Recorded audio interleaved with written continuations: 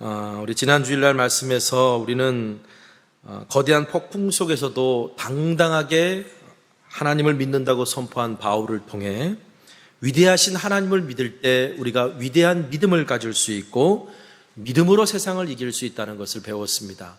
요한 1서 5장 4절에 무릇 하나님께로부터 난 자마다 세상을 이기느니라. 세상을 이기는 승리는 이것이니 우리의 믿음이니라 했습니다. 여러분, 그러므로 우리가 아무리 세상이 흔들리고 그리고 모든 것이 불확실해 보이고 거대한 폭풍 앞에서 나라는 존재가 작고 연약한 것처럼 여겨져도 위대하신 하나님을 믿는다면 바울처럼 폭풍 속에서도 담대할 수 있는 믿음으로 우리가 흔들리는 세상에 승리하는 신앙생활을 하게 될 줄 믿습니다. 그렇다면 어떻게 해야 우리가 세상에서 믿음으로 살 수 있을까? 예수님께서 이렇게 말씀하셨어요. 마태복음 16장 24절. 이에 예수께서 제자들에게 이르시되 누구든지 나를 따라오려거든 자기를 부인하고 자기 십자가를 지고 나를 따를 것이니라. 우리가 어떻게 세상에서 믿음으로 살 수 있느냐? 예수님을 따르는 삶을 통해 믿음으로 산다는 거예요. 자, 그런데 그러면 나는 예수님 따라 사는 일에는 관심이 없어요. 여러분, 이렇게 말하는 사람이 있다면 이 사람이 과연 그리스도인일까요? 내가 이렇게 말하기 때문에 나는 과연 그리스도인일까요? 나는 예수님을 믿는데 예수님 따라 사는 삶에는 관심이 없어요. 나는 하나님이 세상을 지으신 걸 믿어요. 예수님이 나의 죄를 구속해 주신 걸 믿어요. 성령님이 지금 우리 가운데 함께 하시는 걸 믿어요. 그런데 나는 예수님 따라 사는 삶에는 별로 관심이 없어요. 여러분, 예수님께서 거라서라고 하는 지역에 가셨을 때 군대 귀신 들린 자가 예수님을 맞았어요. 그때 그 군대 귀신 들린 자가 복음서에서 가장 최초로 예수님이 누구신지에 대해서 정확하게 말합니다. 하나님의 아들 예수요. 군대 귀신 들린 자가 예수님이 누구신지 정확히 말한다니까요. 하나님의 아들 예수요. 그리고 뭐라고 말합니까? 당신이 누구신데? 당신이 나와 무슨 상관이 있으십니까? 하나님의 아들 예수라고 말하지만 당신은 나와 상관없어요. 굳이 내가 왜 예수님 따라 살아가야 됩니까? 라고 말한다면 그리스도인이라고 말할 수가 없죠. 비록 내가 예수님 따라 살다가 실패하기도 하고 예수님이 걸어가신 길 따라가려다가 넘어지기도 하고, 하지만 그럼에도 불구하고 예수님 따라 살고자 하는 소망이 내 안에 있고 이 시대의 이런 상황에서 어떻게 예수님을 따라 살아야 되는지를 질문할 수 있는 사람이, 질문하고 있는 사람이 그리스도인이라고 말할 수 있는 거예요. 자, 그렇다면 우리가 어떻게 예수님을 따를 수 있습니까? 예수님을 따르려면 어떻게 해야 됩니까? 예수님께서 성경에서 이렇게 말씀하셨습니다. 요한복음 5장 39절에 너희가 성경에서 영생을 얻은 줄 생각하고 성경을 연구하거니와 이 성경이 곧 내게 대하여 증언하는 것이니라. 이 성경이 곧 예수님에 대해서 증언하는 거라는 거죠. 여기에 있는 구약의 말씀, 신약의 말씀, 이 말씀이 곧 예수님에 대해서 증언하고 있다는 거예요. 그러니까 예수님을 따르는 삶이라는 건 뭐예요? 하나님 말씀대로 사는 걸 의미하는 겁니다. 그런데 여러분, 말씀대로 사는 것과 그리고 말씀대로 사는 삶의 현실이 넘어야 될 게 많아요. 그렇죠? 그래서 간혹 이런 말을 할 때가 있고 이런 말을 들을 때도 있어요. 말씀과 현실은 다르잖아요. 그렇죠? 여러분도 이런 말 할 때 있었죠? 또 이런 말 들을 때도 있잖아요. 말씀과 현실은 다르잖아요. 여러분, 이 질문은요, 어떤 말씀과 상황, 시대의 어떤 문화적인 차이, 상황적인 차이 때문에 올 수 있어요. 그때는 우리가 성경을 배우면 돼요. 그리고 그리스도 중심적으로 성경을 읽으면 돼요. 그리고 하나님께서 오늘 내게 주시는 말씀이 무슨 의미인지 묵상하고 기도함으로 말미암아 그것을 깨달을 때 우리는 말씀과 현실은 다르잖아요 라고 하는 것에 대한 차이를 어느 정도 극복할 수 있어요. 지금 우리 코로나 상황 때문에 그리고 선교적 교회로 전환하는 그 시스템의 변화 때문에 우리가 잠시 중단하고 있는 게 이제 우리 교회 성경 공부입니다. 큐티플로 성경 공부는 계속 진행되고 있지만 우리 새로운 삶 성경 공부, 묵상의 삶 성경 공부 이런 것들은 지금 잠시 멈춰져 있는데 이제 온라인으로라도 다시 곧 시작할 계획을 가지고 있습니다. 이게 하나님의 말씀을 통해서 내가 이 말씀을 가지고 오늘 어떻게 살아갈까, 이 시대에 어떻게 살아가야 될까를 배우고 공부하면 어느 정도 차이를 극복할 수는 있어요. 그런데 말씀과 현실은 다르잖아요 라고 하는 물음의 진정한 답은 믿음에 있습니다. 우리가 하나님의 약속의 말씀을 믿고 그 말씀에 순종하고자 한다면 우리가 세상에서 말씀으로 살 수 있도록 주님께서 함께해 주시고 말씀으로 세상을 살아갈 수 있음을 우리 주님께서 보여주실 거예요. 저는 오늘 말씀을 통해서도 우리가 이것을 분명히 깨닫고 말씀을 붙들고 믿음으로 사는 삶을 결정하고 결단할 수 있는 우리 모두가 되기를 간절히 소망합니다. 자, 바울이 탄 이 알렉산드리아 배가 이제 유라굴로라는 폭풍을 만났습니다. 그래서 난파의 위기를 겪으면서 표류하게 됐어요. 그 폭풍이 얼마나 셌는지 구원의 여망마저 없어졌더라. 거기 배 탄 사람들이 살 소망이 다 끊어졌다는 거예요. 이때 바울이 나는 하나님을 믿노라 라고 당당하게 선포하면서 우리가 탄 배는 반드시 한 섬에 걸릴 거다 이렇게 선포했습니다. 그리고 사람들에게 희망을 줬어요. 문제는 이렇게 선포하고 2주가 지났는데도 그 일이 일어나지 않았다는 거죠. 2주가 지났는데도 바람과 바다는 잔잔할 기미가 없었고 그리고 이 배는 계속 표류하게 됐다는 거예요. 여러분, 우리가 믿음으로 사는 것 중에 우리에게 찾아오는 가장 큰 도전 중에 하나가 뭐냐면 기다림이라고 하는 도전입니다. 기다림. 말씀과 현실 사이에서 믿음으로 살 때 우리가 마지막으로 넘어야 될 관문이 하나님의 뜻이 이루어지는 것을 기다리는 거예요. 문제는 기다리는 게 쉽지 않다는 거지. 언제 일어날지도 모르겠고, 제가 이제 이제 많은 사람들 만나는 입장에 있으니까 백신을 좀 빨리 맞아야 되겠다. 그렇게 생각을 했어요. 그러니까 지금 상황으로 가면 8월 달이나 돼야 맞을 것 같은데 7월쯤에 신청하고 더 빨리 맞아야 되겠다. 여기 이제 백신 맞으신 분들 계시잖아요. 그래서 빨리 맞아야 되겠다. 그래서 보니까 자녀 백신 신청하는 걸 누가 가르쳐 주더라고요.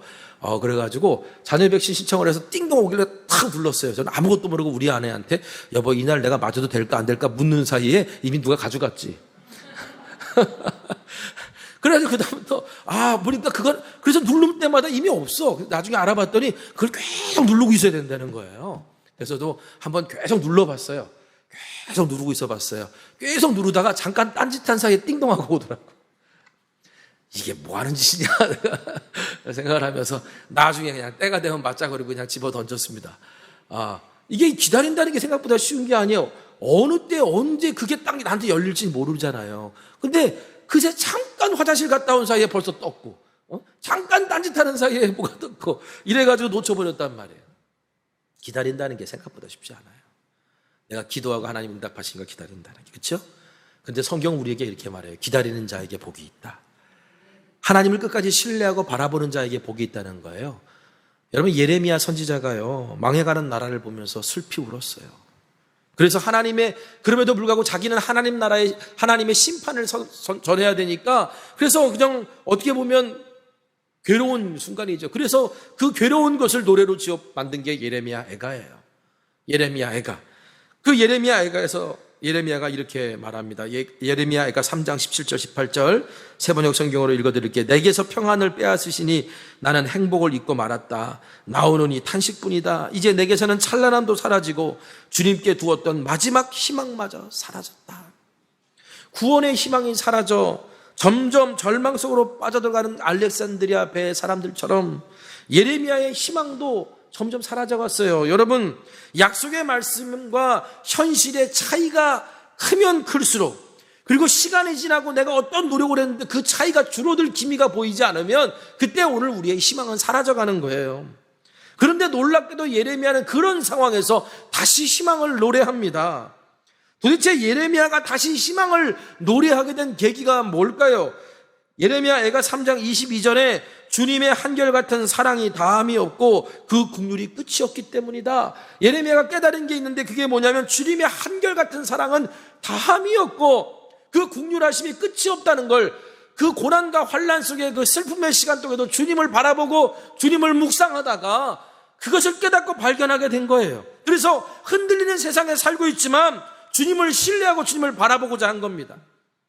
그래서 예레미야가 이렇게 노래합니다. 예레미야가 3장 25절에 주님께서는 주님을 기다리는 사람이나 주님을 찾는 사람에게 복을 주신다. 예수님을 따를 수 없는 현실에서 예수님을 따르는 삶을 살려면 믿음이 필요한데, 그러기 위해서는 어떤 것이 하나님의 뜻인지를 계속 주님을 찾아야 되고, 그리고 기다릴 수 있는, 주님의 뜻이 이루어지는 걸 기다릴 수 있는 믿음이 있어야 된다는 거예요. 사도 바울이 구원의 여망이 사라진 이들을 향하여 우리가 반드시 한 섬에 걸리리라라고 말했습니다. 이렇게 믿음으로 선포하고 바울은요, 하나님의 뜻이 이루어지기를 기다렸어요. 기도하며 기다렸어요. 그런데 현실이 뭐냐? 9주 동안 망망대해를 그냥 표류하는 거예요. 그럼 우리의 기도를 하나님이 안 들으신 걸까? 여러분, 우리가 여기서 알아야 될 게 하나 있습니다. 믿어야 될 게 하나 있어요. 요나가 물고기 뱃속에 들어갔죠? 그리고 하나님 앞에 회개했죠? 그리고 기도했죠? 그럼 요나의 상황은 지금 물고기 뱃속에 있어요. 상황이 어떻게 되는지 몰라. 그런데 하나님께서는 이미 요나에게 명령하셔서 물고기가 무트로 향하여 요나를 토해 넣으려고 무트로 가고 있었다는 거죠. 그런데 요나는 몰랐어.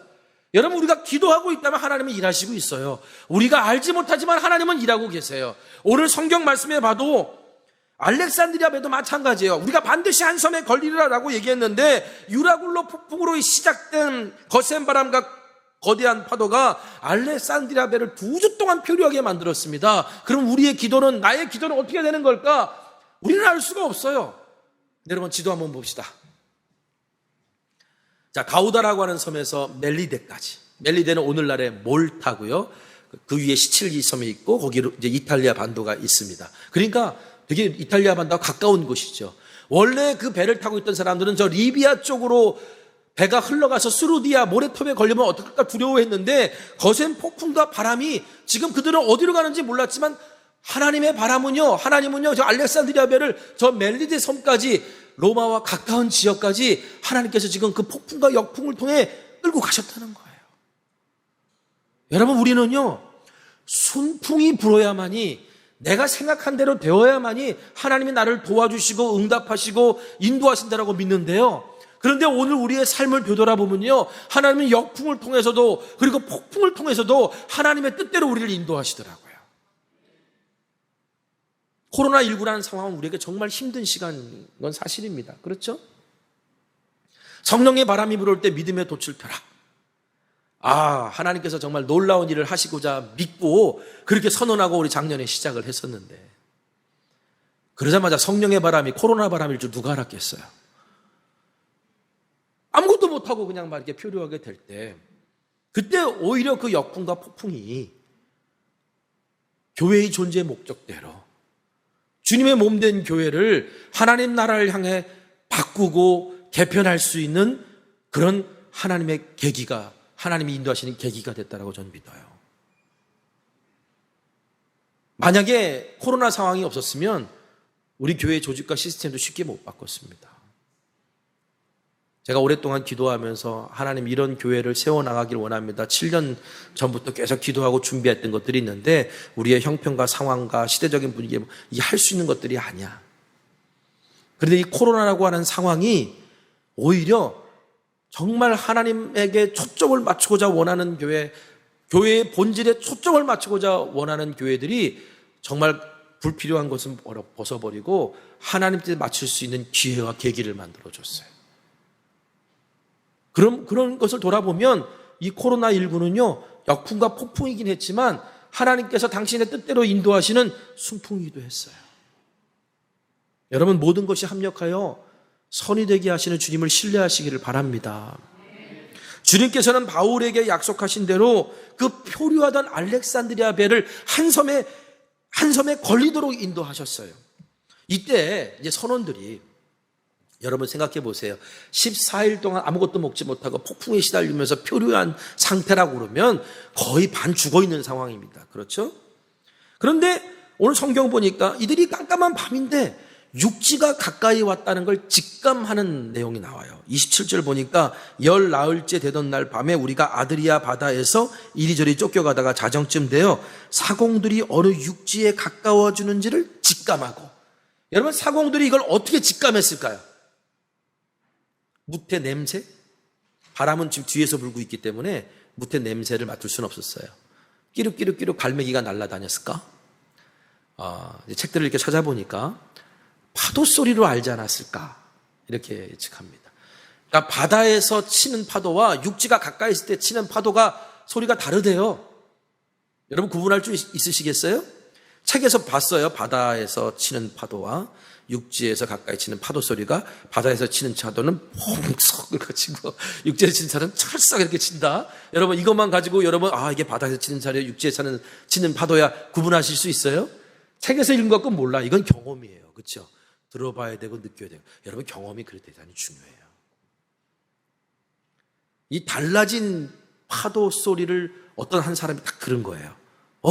들어보니까 이거 육지에 가까운 파도 소리 아니야? 그 옆에 사람 흔들어 깨웠겠죠? 들어봐. 딱 들어보니까 파도 소리가 들리는데, 그런 것 같아. 또 옆에 사람 흔들어 깨웠겠죠? 한번 들어봐. 진짜 육지가 가까이 왔나? 그리고 딱 일어나 봤더니 깜깜한 밤이니까 아무것도 안 보여. 줄 가져와. 그래서 줄을 가져가지고 바다에다 물길을 쟀어요. 쟀더니 20길이야. 36m에서 37m 정도 된다는 거예요. 자, 조금 더 가자. 또 한 번 재봐. 그랬더니 15길이야. 그 사이에 5길이 줄었어.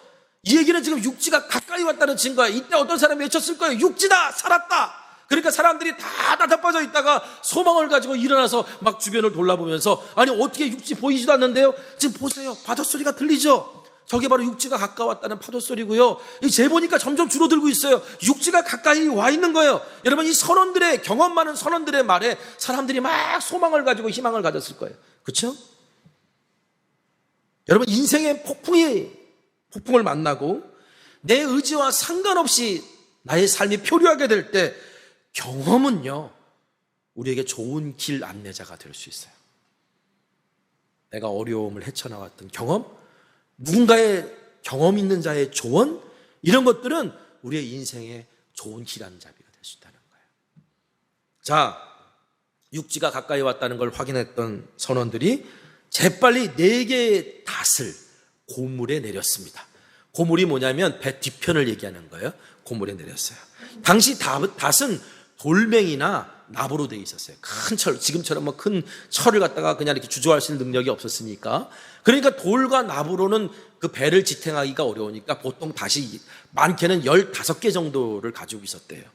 그런데 이 알렉산드리아 배는요, 이제 닷을 내리는데, 왜 닷을 내렸냐면 육지가 가까이 다가오는데 혹시 이 지형이 암초가 많은 지형인 것 같아. 그러면 깜깜한 밤에 들어가다가 암초에 걸려버리면 배가 파손되고 그러면 희망이 없을 수 있으니까 날이 새기를 기다리고자 배를 그 자리에 멈추기 위해서 닷을 내린 겁니다. 4개의 닷을 내렸어요. 자, 그런데 원래는 배를 닷을 내릴 때 이물에 내리는 게 정상이래요. 이물은 배 앞부분을 얘기하는 겁니다. 배 앞부분에 이물을 내리는 게 정상인데 이 사람들은 배 뒷부분에 그 닷을 내렸어요. 왜 그랬느냐? 뒤에서 바람이 불었던 거예요. 뒤에서 바람이 불면 지금 배가 앞부분에 닷을 내려버리면 배가 돌 수 있죠. 이게 정상적인 상황이면 그렇게 해도 상관이 없어요. 돛이 다 갖춰져 있고 노가 있고 이런 상황이면 상관이 없는데 지금은 어떤 상황이냐면 이미 폭풍 때 닷을 잘라내 버렸잖아. 최소한의 닷만 남겨놓고 있었잖아. 항해 기구들을 다 버렸기 때문에 만약에 배가 여기서 틀어져 버리면 섬을 향해서 뭔가 조종할 수 있는 그런 시설이 안 돼 있는 거예요.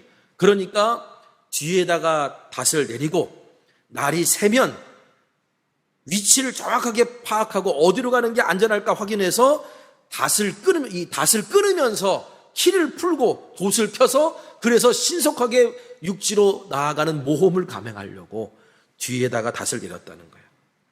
여러분 이렇게 결정할 수 있는 거는 내가 아무리 바다를 사도 바울이 20년 동안 지중해를 왔다 갔다 하고 거기서 3번이나 난파되는 경험을 했다 할지라도 바울이 배를 몰 수 있는 게 아니거든요. 이렇게 결정할 수 있는 건 뭐냐? 전문가만이 할 수 있어요. 배 뒤편에다가 딱 잡아놓고 끊어버리고 그리고 최소한의 항해 장비지만 이걸 가지고 어려움을 헤쳐나가서 가겠다라는 계획을 세우고 실행할 수 있는 사람은 누구만 할 수 있다고요? 전문가만 할 수 있다고. 전문가. 여러분, 우리가 인생이 폭풍을 만나고 내 의지와 상관없이 삶이 표류할 때 전문성은 문제를 해결할 수 있는 구체적인 방법을 우리에게 제시해 줄 수 있어요. 앞으로 시대가 어떻게 될까? 그 전문가에게 들어야 돼요. 이 부분은 어떻게 해결할까? 전문가의 조언이 오늘 우리에게 새로운 길을 열 수 있는 길을 열 수가 있어요. 자, 그런데 내가 아무리 경험이 있고 전문성이 있다 할지라도요, 문제를 해결하고자 하는 의지가 없어. 내가 그 문제를 해결을 위해서 나 자신을 희생하고 헌신할 마음이 없다면 계획만 세우고 아무것도 못해요. 오늘 성경을 보니까 날이 새기만을 이제 다 준비를 끝내고 기다리던 선원들이 갑자기 이상한 행동을 합니다. 갑자기 배 앞부분으로 막 몰려가면서 웅성웅성 거리는 거예요. 그러면서 그 배 앞부분에다가 닷을 내리려고 그러는 거야. 이게 바울이 볼 때 쟤네들 왜 저러지? 그런 생각이 드는 거야. 분명히 설명할 때는 뒤에다가 이렇게 내려놓고 그 다음에 딱 날이 밝으면 뒷줄을 끊고 달려가겠다고 그렇게 말해놓고 왜 앞부분에다가 닷을 내리려고 그럴까? 그러면서 닷을 내리는데 다시 잘 안 내려가네? 아무래도 보트를 내려서 확인해 봐야 되겠다. 또 보트를 내리는 거야. 바울이 볼 때 이게 뭐냐면 이 선원들이 도망치려고 그러는 거예요. 여러분 보세요. 이미 경험이 있고 전문성인 선원들이 이렇게 방법이 있다고 길을 알려줬는데 왜 갑자기 도망치려고 그랬을까요? 여러분, 이유는요, 그들이 경험과 전문성에 비추어 봤을 때 지금 상황에서 이 알렉산드리아 배로 무태까지 갈 자신이 없었던 거예요. 경험에 비추어 봤을 때 여기는 암초들이 많은 항구야. 전문성으로 비추어 봤을 때 지금 배가 망가져서 최소한의 그런 장비만 남아있는 이 큰 배를 그 암초 사이를 헤집고서 육지까지 도달한다는 게 전문적인 능력으로 봤을 때 이건 불가능해. 그런데 거룻배, 구명적으로 쓸 수 있는 보트는 270명이라는 사람을 다 태울 수가 없어. 그러면 270명이라는 사람을 다 태울 수가 없는데 보트 인원이 만약에 40명이다. 그럼 여러분 누구 태울까요? 노약자? 아니에요. 누가 태울 것 같아요? 백부장 자기가 먼저 탄다 그러겠지. 칼들이 되면서. 돈 있는 사람들, 돈 주는 사람들을 태우겠지. 선원들은 이거는 거기에 못 낄 확률이 큰 거예요. 그러니까 경험 많고 전문가인 이 선원들이 이제 이물에다가 닷을 내릴게요. 근데 잘 안 되네요. 뭐 이러면서 핑계를 대면서 배를 타고 도망갈 생각으로 배를 내린 거예요. 이거를 바울이 알아챘어요. 바울도 나름대로 경험이 있는 사람이었기 때문에. 그래서 바울이 이걸 갖다가 이제 백부장에게 말했습니다. 그랬더니 백부장이요, 31절 32절 바울이 백부장과 군인들에게 이르되 이 사람들이 배에 있지 아니하면 너희가 구원을 얻지 못하리라 하니 이에 군인들이 거룻줄을 끊어 떼어버리니라. 백부장에게 말했더니 백부장이 화가 나가지고 어떻게 했냐면 저 거룻줄을 끊어버려, 거룻줄을 잘라버린 거예요. 사실 바울이 그걸 원한 게 아니에요. 이 어리석은 행동을 한 거거든요. 왜냐하면 무태까지 가려면 가까이 가서 사람들을 실어 나르려면 그 보트가 있어야 되는데 열 나흘 동안 굶주린 사람들이 어떻게 바다를 헤엄쳐서 갈 수 있겠어요. 그러니까 저 보트가 있어야 되는데 그 보트를 끊어버리라 그런 거예요. 도대체 백부장은 왜 그랬을까? 백부장은 군인이잖아요. 누구 살고 누구 죽고 아니라 우리가 이미 한 배를 탔으면 다 같이 죽던가 다 같이 살던가 이렇게 해야 될 거 아니냐. 만약에 저 배를 그냥 내버려 두면 물론 군인들을 통해 지킬 수 있겠지만 사람들 마음속에 어떤 마음이 들까요? 야, 저 배 누가 탈 건데? 저것도 군인들만 몰래 타고 도망가는 거 아니야? 지금 같이 힘을 합쳐서 문제를 해결해야 되는데 이 거룻배 때문에 계속 미련이 남고 어떤 갈등이 생긴다면 차라리 끊어버리는 게 낫다. 백부장은 군인으로서 전쟁과 전투에 참여해 본 사람으로서 이런 의지, 결단력이 있었던 사람이었던 거예요. 백부장에게 배울 필요가 있는 거죠. 인생이 폭풍을 만나고 내 의지와 상관없이 삶이 표류할 때 문제를 극복하고 해결하고자 하는 분명한 의지와 결단이 있어야 비로소 나의 경험과 전문성이 빛을 발할 수 있는 겁니다. 자, 그러면 여러분, 경험이 있고 전문성이 있고 의지와 결단력만 있으면 모든 문제를 다 해결할 수 있을까요? 여러분 어떻게 생각하세요? 답은 해결할 수 있는 건 해결할 수 있고 해결할 수 없는 건 해결할 수 없다는 거예요. 내가 강을 건너는 것 정도는 해결할 수 있을 거예요. 그런데 내가 지금까지 한 번도 경험해보지 못한 폭풍과 한 번도 경험해보지 못한 바다에서는요, 내가 가지고 있는 경험과 전문성과 의지만으로는 그 문제를 해결할 수가 없어요. 이제 우리가 뉴노멀 시대에 왔다 그랬거든요. 지금 들어섰다 그런 거거든요. 지금 코로나19 이후의 시대가 어떻게 될까? 뉴노멀 시대에 왔다는 거예요. 이제는 새로운 기준을 가지고 새로운 기준이 바뀌어서 살아가는 그런 시대에 우리가 산다는 거예요. 그때 옛날에 가지고 있었던 경험과 옛날에 가지고 있던 전문성과 그것만 가지고 내가 아무리 의지를 가지고 있다고 한들 문제를 해결할 수 없다는 거예요.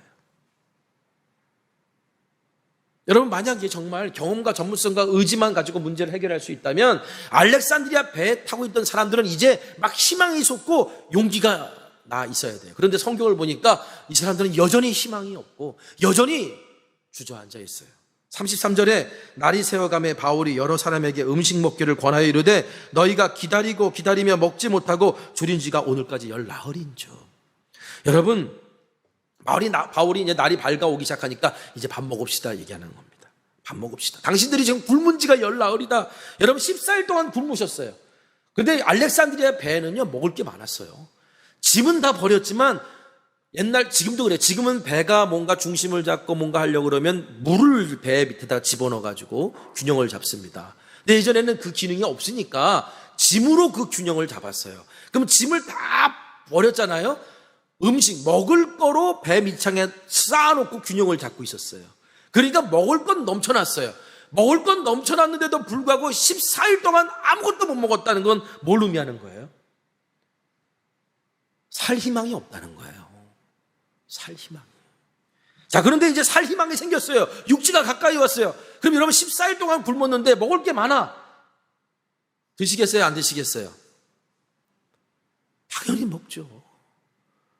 14일 동안 굶었는데 막 서로 달라고 달려오겠죠.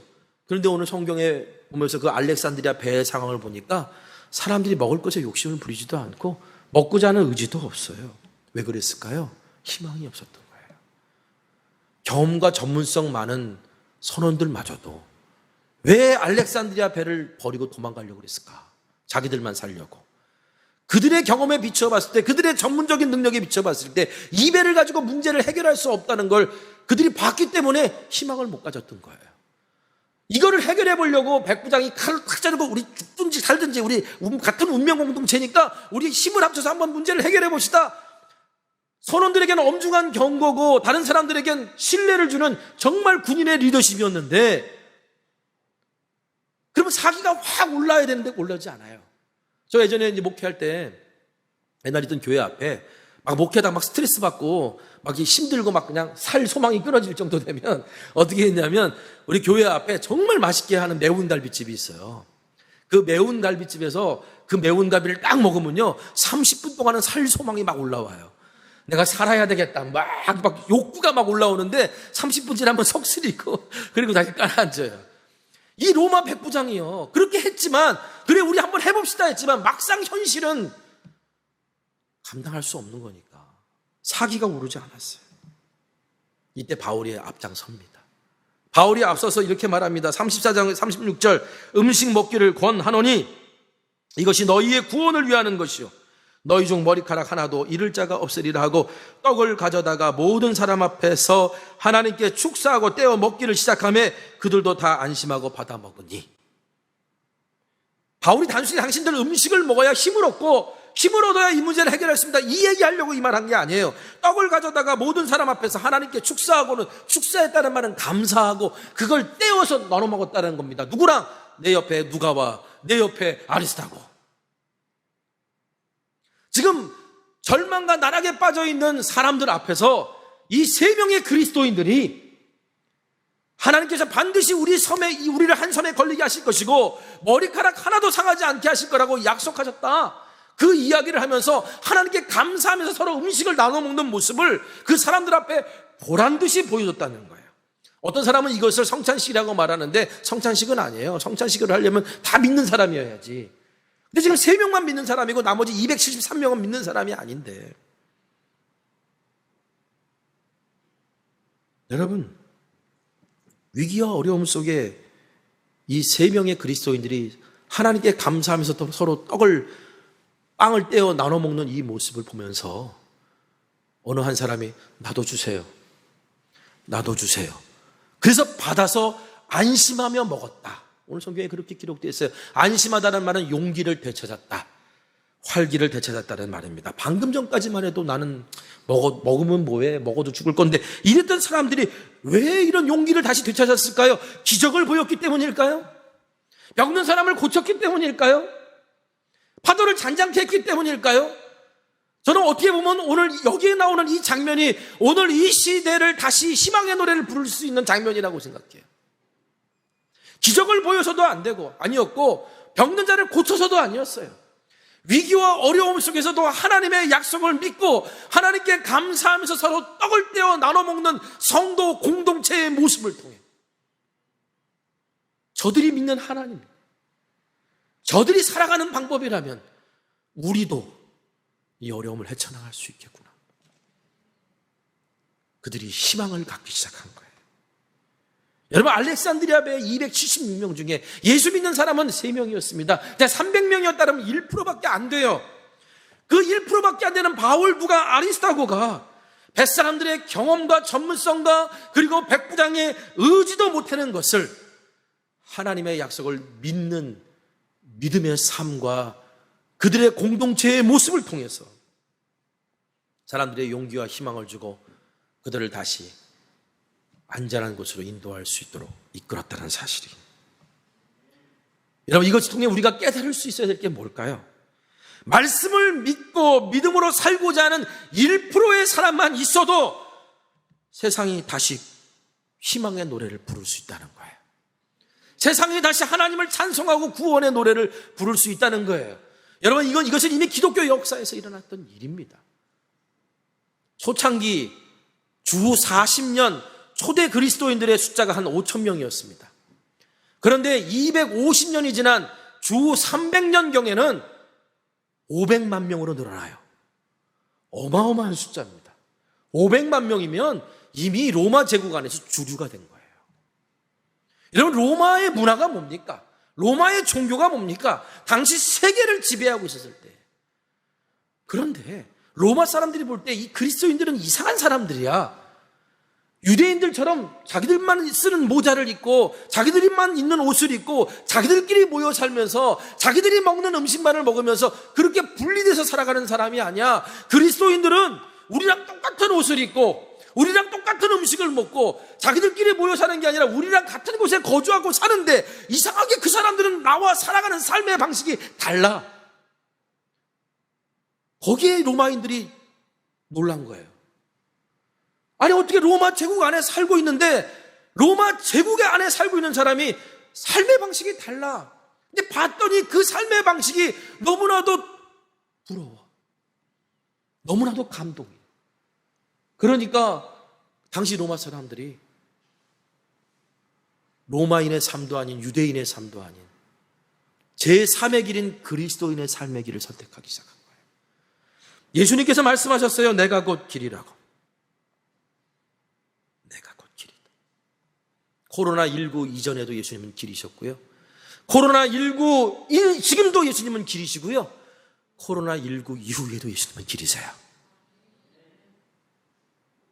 우리가 이것을 믿어야 돼요. 여러분, 바울이 어떻게 그런 믿음을 가질 수 있었을까요? 알렉산드리아 배가 날이 새기만을 기다리면서 4개의 닻을 내렸다 그랬죠? 닷은 배가 떠내려가지 않게 만드는 겁니다. 암초에 걸려서 떠내려가지 않도록 4개의 닷을 내리면 충분히 버틸 수 있다고 생각한 거예요. 저는 오늘 말씀 묵상하면서요, 우리의 인생에 찾아온 폭풍과 그리고 그 상황 속에서 표류하지 않고 우리가 세상 풍조에 떠내려가지 않으려면, 하나님의 뜻이 이루어질 때까지 기다릴 수 있으려면 우리도 4개의 닷을 내려야 되겠다는 생각을 했어요. 그 첫 번째가 뭐냐? 경험의 닷이에요. 하나님께서 지금까지 나에게 주신 은혜, 내 기도에 응답하셨던 것, 그때는 응답하시고 지금은 응답 안 하시는 하나님이 아니시거든요. 그 경험의 닷을 내가 내려야 되고요. 누군가 그 어려움을 이긴 사람들, 신앙 공동체 안에서 조언을 통해, 삶의 조언을 통해 함께 어려움을 공유할 수 있어야 돼요. 두 번째는 전문성이라는 닷이에요. 앞으로 세상이 어떻게 될 거고 내가 이 문제를 어떻게 해결할 건가, 누군가 전문가의 도움을 받을 필요가 있어요. 그리고 내가 가지고 있는 전문성을 가지고 하나님 나라 일에 함께 동참하면서 그러면서 이 어려운 문제를 함께 해결해 나갈 수 있어요.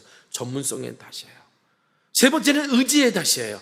하나님, 내가 이 일을 감당하겠습니다. 오늘 내가 이것을 감당하고 뜻을 정하오니 주님 도와달라고 하는 의지의 닷을 내릴 수 있어야 돼요. 그런데 여러분, 앞서 말했듯이 경험과 전문성과 의지의 닷만 갖고는 안 돼요. 알렉산드리아 배가 4개의 닷을 내렸다 그랬죠. 가장 중요한 닷이 있었어요. 중심을 잡고 있는 가장 중요한 닷. 그게 뭘까요? 가장 먼저 내려야 될 닷, 그게 뭘까요? 사도 바울, 누가, 아리스타고 그들의 영혼에 내려진 닷이었어요. 그들의 인생의 주인이며 이 삶의 이유이며 전부가 되시고 내가 세상을 이기었노라고 말씀하신 바로 예수 그리스도의 닷이 오늘 나의 영혼과 나의 삶 속에 내려져 있어야 그때 비로소 우리가 세상의 풍조에 떠내려가지 않고 하나님의 때까지 기다릴 수 있는 겁니다. 히브리서 6장 19절에 우리가 이 소망을 가지고 있는 것은 영혼의 닷 같아서 튼튼하고 견고하여 휘장 안에 들어가나니, 예수님은 우리의 답이시고 우리의 희망이십니다. 예수님의 십자가가 우리의 영혼에 다시 되어서 우리 안에 살아있는 한 우리는 희망을 잃지 않을 수도 있고 희망을 잃지 않고 끝까지 살아갈 수 있는 거예요. 그러므로 여러분, 그리스도의 닷을 먼저 내리시고 경험, 전문성, 의지의 닷을 그 다음에 내리세요. 그리스도의 닷으로 중심을 잡으시고 그리고 경험, 전문성, 의지의 닷을 내리세요. 나는 길이요? 라고 말씀하신 그 주님은 지금도 우리에게 그 길을 인도하시고 열어가고 계십니다. 그러므로 하나님께서 약속을 지키시고 예수님 모든 문제의 답이시고 성령의 바람이 우리를 도우실 것이라는 믿음이 사도 바울에게 있었기 때문에 276명의 사람들에게 희망을 줄 수 있었고 그들의 생명을 보존할 수 있었던 것처럼 저는 저와 여러분이, 우리 성천교회가 폭풍에 흔들리고 어디로 떠내려갈지 모르는 거센 세상 풍조가 있다 할지라도 그곳에서 희망을 잃어가는 사람들에게 다시 희망의 노래를 부를 수 있는 그런 일에 쓰임받는 자 되기를 간절히 소망합니다. 그리스도의 닻을 내리십시오. 여러분이 하나님 주신 은혜의 경험의 닻을 그 다음에 내리시고 전문성의 닻을 내리시고 의지의 닻을 내리셔서 하나님 앞에 아름답게 쓰임받는 우리 모두가 되기를 간절히 소망합니다. 오늘 말씀 붙들고 우리 다 같이 기도하기를 원합니다. 하나님.